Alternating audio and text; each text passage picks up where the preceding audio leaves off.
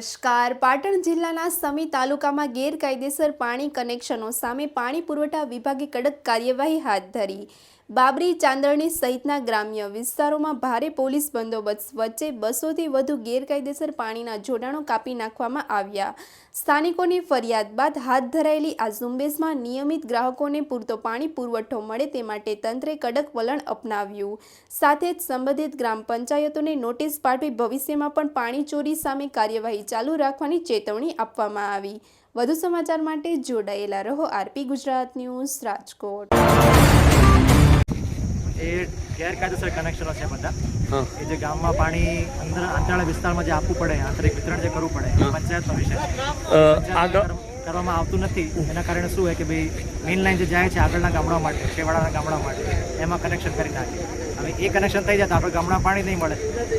કેટલા લોકોએ કનેક્શન કર્યા? અહીંયા 2-3 લાઈનો અમે કાપી, મોટી 3-4 4 કનેક્શન હતા. કેટલા લોકો? આશરે તો લગભગ 100-200 જેવા માણસો તો હશે કનેક્શનો. આખા વિસ્તાર જોડાયેલા. આ લાઈન ઉપર આપ લોકો લાઇનમેન નથી છે ને, તો એના ધ્યાનમાં આવું કોઈ દી આવ્યું ને? લોકો પોલીસ લઈને આવ્યા છીએ અમે. એક માણસ શું કરી લે એમ લઈ? એટલા બધા પોલીસવાળા છે જોડે, તોય અમને થોડું ટેન્શન થાય, અમારી જીવને જોખમ જેવું લાગે.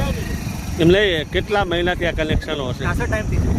તો અત્યારે કેમ તમારા ધ્યાનમાં આવ્યું? ધ્યાનમાં તો ક્યારનું છે. ગયા વર્ષે બી અમે આ ઝુંબેશ ઉઠાવી હતી અને આ જ કનેક્શનો કાપ્યા હતા.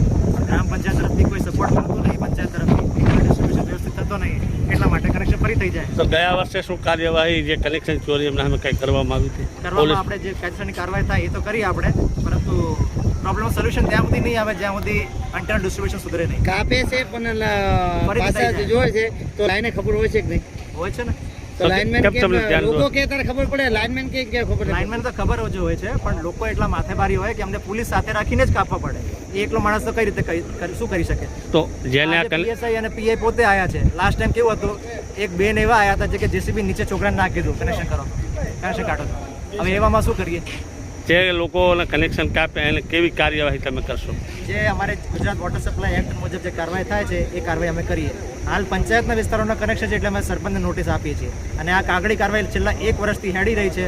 તાલુકામાં બધાને જે ઓફિસો આવે છે સંકલનના, બધાને આ વસ્તુની ખ્યાલ છે. આ પ્રોસેસ અમારે 1 વર્ષથી હેડી રહી છે.